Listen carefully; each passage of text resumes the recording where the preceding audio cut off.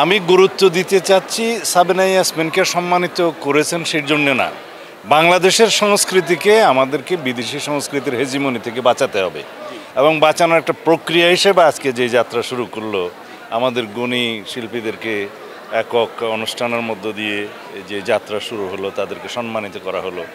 এটা সাবিনা ইয়াসমিনের প্রয়োজন নেই, এটা বাংলাদেশের প্রয়োজন, আমাদের সংস্কৃতি জগতের জন্য প্রয়োজন।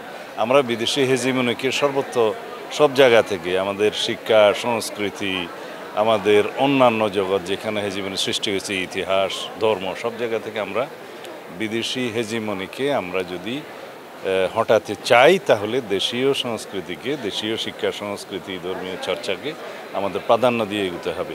অবশ্যই শিল্প সাংস্কৃতিক জগতে কোনো ভৌগোলিক সীমারেখা মানা হয় না, কিন্তু তার আগে তো দেশ, সবার আগে বাংলাদেশ।